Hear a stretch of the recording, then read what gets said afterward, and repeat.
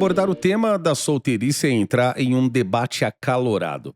Argumenta-se que a solteirice prolongada na vida adulta hoje é apenas egoísmo. Existe apenas para proteger as liberdades pessoais, preservar o avanço na carreira e criar uma vida confortável.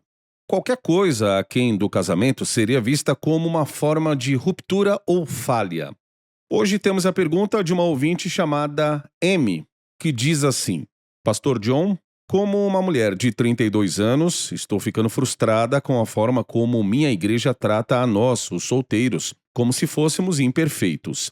Todos presumem que o casamento é o ideal de Deus. Mas tenho lido 1 Coríntios 7, onde Paulo deseja que mais pessoas fossem solteiras como ele. O senhor poderia explicar o que ele quis dizer sobre a solteirice proporcionar espaço para a devoção desimpedida ao Senhor? 1 Coríntios 7,35. Então, como deciframos este capítulo? Veja como o pastor aborda este texto. Quero abordar 1 Coríntios 7 de uma maneira indireta. Acho que, se eu fizer isso, posso revelar às pessoas algumas coisas inesperadas no capítulo com as quais elas não estão tão familiarizadas. Parece-me que estamos tentando evitar um mal-entendido em duas frentes.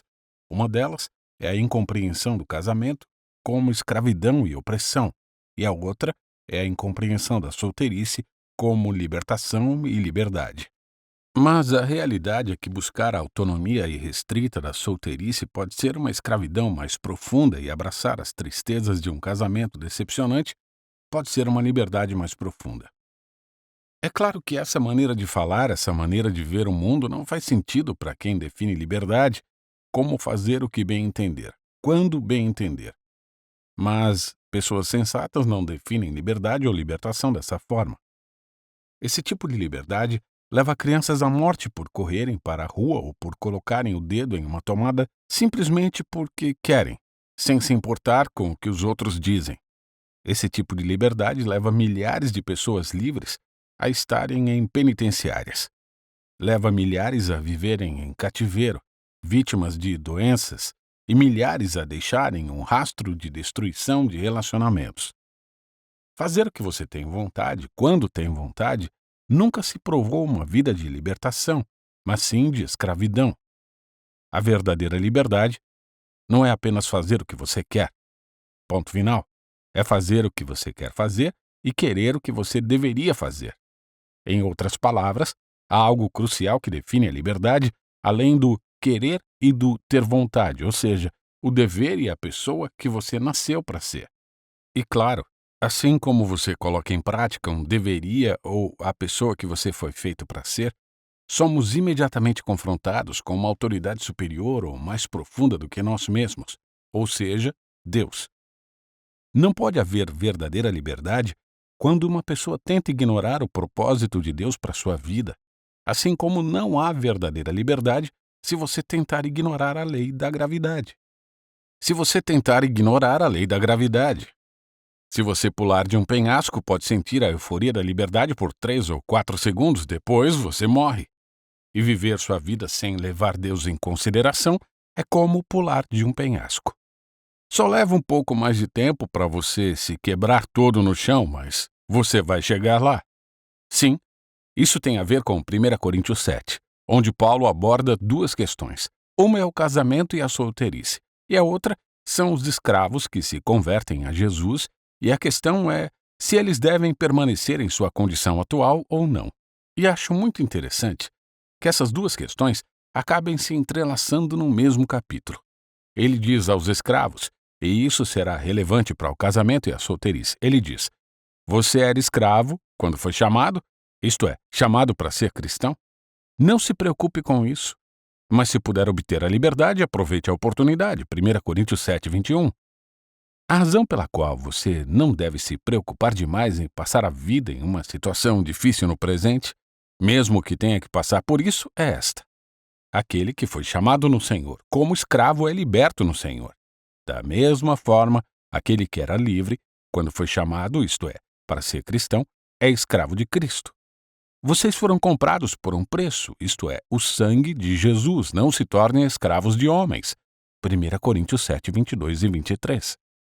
eis a chave para a vida cristã e para todos os nossos relacionamentos, incluindo a solteirice e o casamento. O que realmente nos dá liberdade é pertencer a Jesus, que nos comprou com seu sangue, que nos possui por direito, que nos ama, que planejou a melhor vida para nós, a vida mais bela para nós, e que nos conduzirá à alegria eterna e mais profunda possível. Isso é liberdade, o que significa que, mesmo estando em um relacionamento doloroso, como a escravidão ou um casamento profundamente decepcionante, e estando com Jesus, pertenço a Jesus, sendo propriedade de Jesus, amado por Jesus, recebendo a ajuda de Jesus, experimentando sua comunhão, desfrutando de sua orientação, seguindo sua vontade. Estamos vivendo em plena liberdade. É por isso que eu disse no início que pode haver mais liberdade em abraçar um relacionamento doloroso do que abraçar a autonomia irrestrita.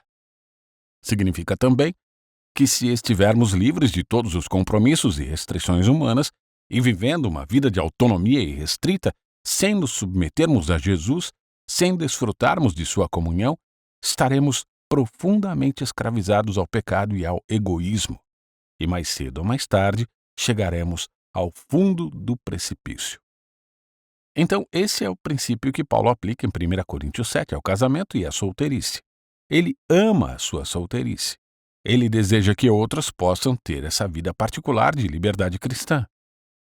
Foi isso que foi falado aqui no início.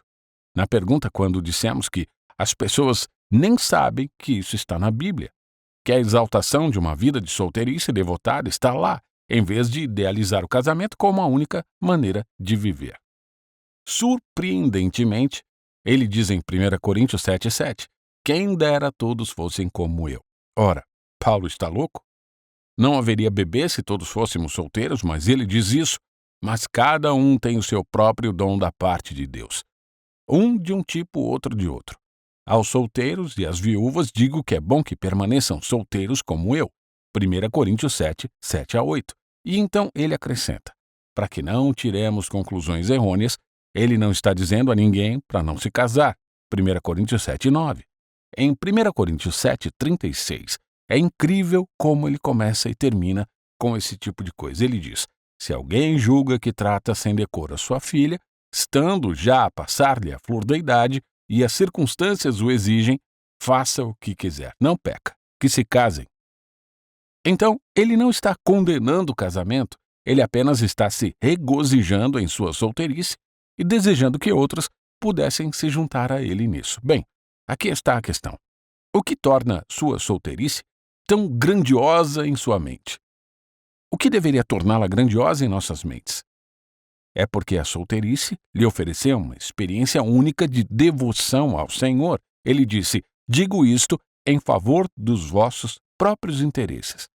Não que eu pretenda enredar-vos, mas somente para que o que é decoroso e vos facilite o consagrar-vos desimpedidamente ao Senhor. 1 Coríntios 7, 35. A essência da liberdade reside em devoção ao Senhor, pertencimento ao Senhor, viver em alegre submissão ao Senhor que nos chamou e se entregou por nós. Quando Paulo diz que casar não é pecado e que a solteirice proporciona devoção integral ao Senhor, ele não está dizendo que o casamento significa não caminhar perto do Senhor, ou depender tão profundamente dele, ou desfrutar do Senhor com menos doçura na comunhão. Ele quer dizer que os desafios em ambos os estados, casamento e solteirice, são desafios diferentes, muito diferentes. Existem distrações únicas no casamento.